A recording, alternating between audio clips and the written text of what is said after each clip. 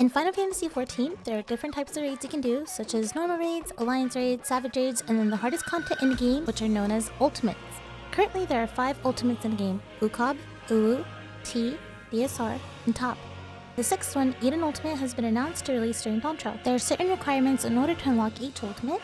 You must have cleared O4S for Ukab, O8S for Uu, E4S for T, P4S for DSR, and P8S for Top. Which brings me to this question. Are ultimates worth doing? That's up to you. I would say yes. Me personally. First of all, do you enjoy challenges? Do you enjoy testing yourself? Do you enjoy solving puzzles? Have you done Savage? Do you feel like Savage isn't challenging enough? Do you enjoy getting the sense of accomplishment after finishing something hard?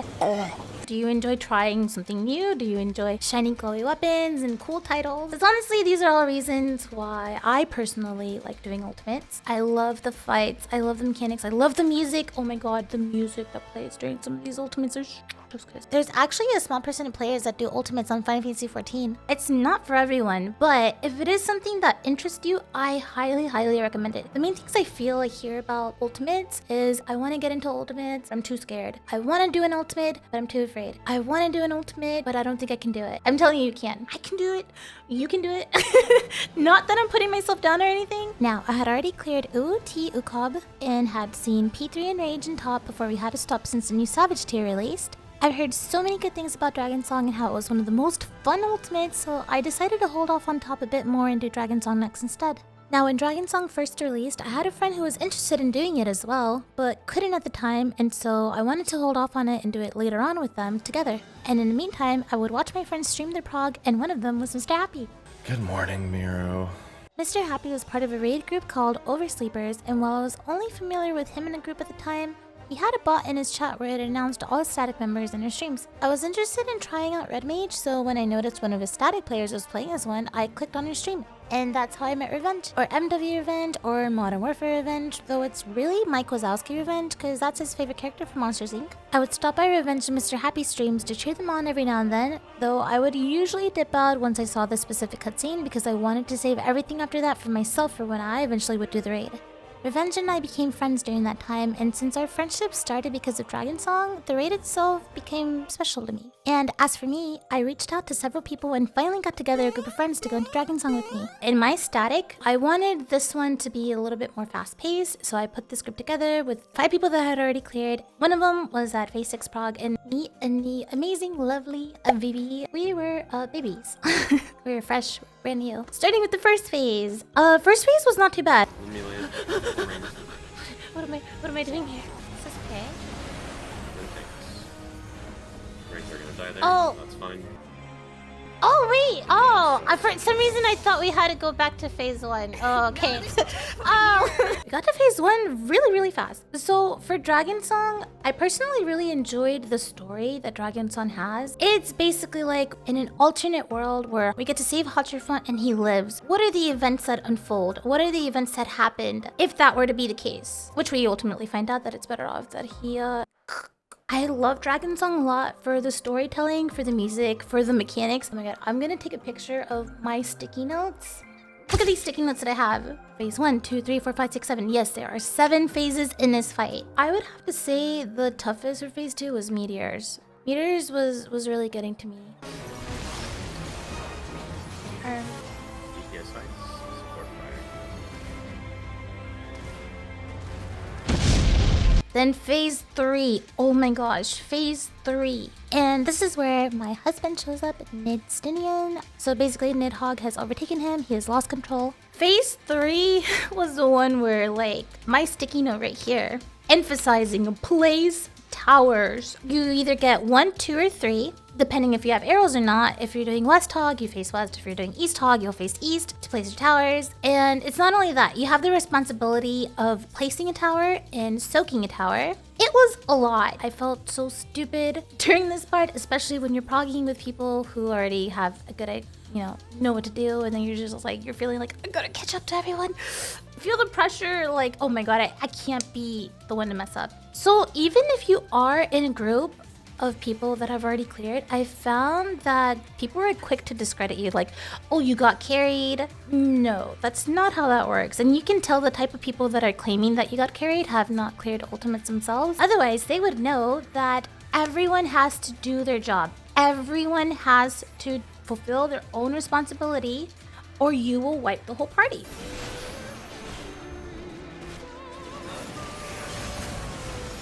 Oh god. Good Oh grief. god. Oh my god.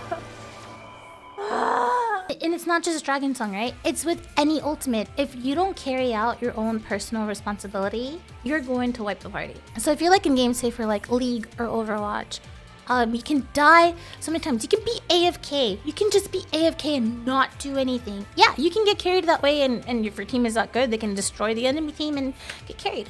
But you don't have to do anything, right? You can just AFK at spawn point and they'll do the job for you. That's getting carried. You don't have to do anything. You don't have to study. You don't have to put in hours and hours of work. Like, that's literally getting carried. In Ultimates, it's different, right? You have to study the mechanics. You have to know where you're supposed to go, what you're supposed to do. You get this marker, where do you go? You have to play your part. And while some Ultimates are more forgiving, you can still save a pool by just like a death or two. Ffxiv, for example. Each person still has to play their own role. They have to play their own part. You cannot just AFK. You cannot just not bother to study. I've heard people would pay other people to clear ultimates and stuff like that, and I never really understood that, because then you don't get the satisfaction of being like, hey, I did this. Like, ultimates are the hardest content in the game. Where's the feeling of accomplishment from, I guess some people don't care and they just want the shiny weapon. I really don't see clearing an ultimate as bragging rights. Honestly, I'm doing it for me. Like, I'm not here to like flex or show off or anything. Like, I personally think Heaven's Legend sounds really pretty. I love how it looks. The design for the Dragonsong weapons are so beautiful. So while I'm not as big of a fan of the glowy color, I love the designs. They look so beautiful. If anything, the hardest part of clearing an ultimate is scheduling. If you cannot commit to a schedule, you can't go in Party Finder. People do clear ultimates in Party Finder. Is it more difficult than having a static? Yes, but it's still possible. It's still doable to clear an ultimate in Party Finder. That was the hardest part of putting this static together, was finding people whose availability worked for the majority of us. I had to message a lot of people. It wasn't so simple as like, oh, here are 7 other people I will message specifically. We did start around the holidays, so there was a time in December where we took 2 weeks off, spend time with family and friends. One of the reasons why I personally, after playing this game for like 3 years, I have decided to stop being a static leader for this very purpose, and is scheduling. It's not fun feeling like a scheduling manager. P3 was a little bit of a wall at first, but then we got through it, we pushed through, reached P4. P4 damage check is still a little bit rough even now when we're trying to do reclares. But P4, made it through. Then there was P5, and P5 was my new P3 because then it was like new, and it reminded me a bit of Ffxiv's Heaven's Fall phase. After we got through phase 5, it was phase 6, and phase 6, oh my gosh, phase 6 was giving me such anxiety. Trying to execute the mechanics and everything, just trying not to die. I didn't really pay as much attention with the story then, but watching it back, I'm like, man, there's a lot of stuff going on. And then it's sad because then you have like Wraithbogor and Nidhogg, and then they get absorbed and fused into Thornton and it becomes King Thornton. And phase 7, oh my gosh, the first time we got there, I was like, oh, it's so pretty, it's so beautiful, look at the scenery. And then it's like epic music playing. Phase 7 is still super nerve-wracking, especially with like the Exa flares and just the movement and trying to still execute your rotation while doing all this movement and mitigating and making sure that you do your part as well. While it is not as mechanic intense as the previous phases, it's still super nerve-wracking because it's the final phase. It's the final phase, it's the final stretch, and if anyone makes a mistake, we're dead. We're all dead. We're all dead. It's a DPS could be savable, but healer, tank, no, goodbye. We're back to the beginning. So yeah, ultimately, I love the storytelling, I love the music, the mechanics. Some were pretty difficult once you get the hang of them. You know, as with any ultimate, like, it's not too bad. It's not too bad. It'll come naturally to you. Yeah, Dragonsong is up there for sure as one of my favorites compared to, I would say next to T. T I very much also enjoyed. Like, the final phase of T is so awesome. Oh my gosh. While the music that plays during last phase of Uwu is also like one of my favorites as well. All the final phases, right? The final phase for Uwu, then Golden Bahamut for Ukob, and then Perfect Alexander for T, and then you have King Thornton. Like, these final phases are so amazing, and it's just like when you get there, it's like, oh my god, this is awesome.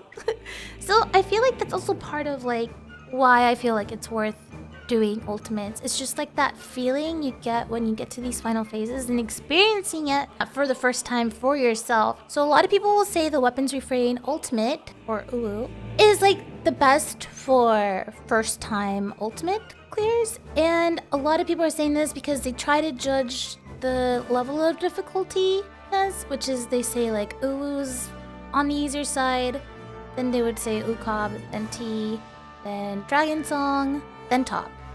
And honestly, I've had friends that did T as their first ultimate. You don't have to start with Uwu if it doesn't interest you. Anyone that puts in the time and effort to clear an ultimate, like, you'll get it. You'll get it. I don't think you should compare yourself to others. Like, oh, this person cleared it in a week, or this person only cleared it in less than a month. Like, it's okay to go at your own pace. The game's not going anywhere. You got time to clear it, okay? I know some people set these high expectations and deadlines, which be really careful about that. It's a journey. It's a journey. And it could be a really long journey. It could be a short journey. But what matters, as cheesy as it sounds, what matters the most is the destination, whether you get to it or not. Some people stop and resume later, and that's fine. And it's very fun to watch others prog and get their clears as well. It's always so exciting watching them do it. And honestly, I believe anyone can clear an ultimate. I truly, truly do believe that. Even if you feel, who's gonna be proud of me? Be proud of yourself, and I'm gonna be proud of you too, okay? Comment in my chat, let me know. I'm gonna be proud of you, okay? You know, you can look at me and think like, if she can do it, then I can do it, because you can. You can. I don't think I'm a bad raider. I don't think I'm the best either, but that just goes to show, like, you can do it. You can do it. It might take time, practice, patience, but you can do it. It is possible. If you're thinking of starting it soon or currently progging, I wish you the bestest of luck. And I'm already gonna tell you congrats, because you're gonna clear. If you like this video, give it a thumbs up, subscribe, and also let me know, have you cleared any ultimates? And if not, which one are you thinking about progging? Which one are you thinking about tackling on? I'm really curious to know the reason behind why people pick specific ultimates to prog or to take on as their first ultimate. Let me know in the comments which ultimates you've cleared, or if you haven't done any ultimates yet, which ones are you thinking about doing? Whether it's because of the weapon or the title, or you just think because the ultimate looks fun, let me know. If that is something you're personally interested in and you want to attempt, please, I highly encourage you to go for it. I know it can be scary, I know it can be super nerve-wracking, but trust me, when you get that clear, it is one of the best feelings. The exit players coming up. Exit players coming up. Exit players. Starting in the hitbox.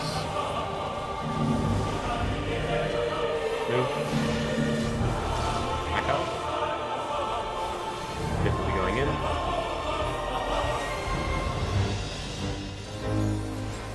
The in. Party starts fourth. Thoughts in the hitbox. In the hitbox. Commit on Zeri. On Zeri in the hitbox. If you didn't already. Revenge in. Mirror will be in after. Mirror in. Did you vote? Yeah, it's fine. So these towers are sacked. Boss relative for the sacking. Healers in. I'll go stop. Range getting ready after healers die. Is this mine? GG. Nice. Oh my god, we did it! Nice job, guys. Good job!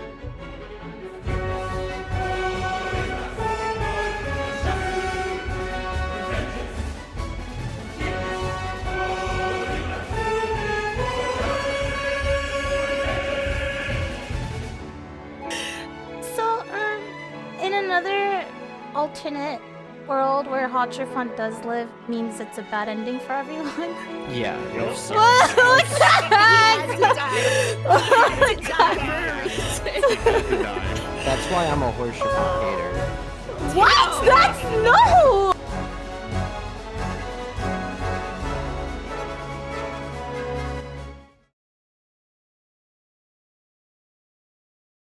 I'm so glad I don't have my camera on right now.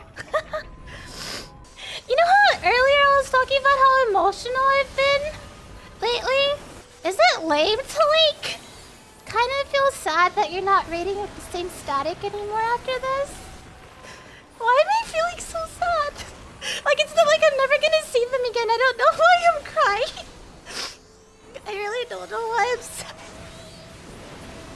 Like I'm gonna play with my friends again. I think it's just because this is like the first static that I've genuinely like loved rating. Like I don't know. I mean, I've had other statics that I've had fun with before, but this is like the first time I've had a static that I don't know. It's been like the best experience for me. My ring. Stop crying. I'm being a crybaby right now. I don't know why I'm so emotional.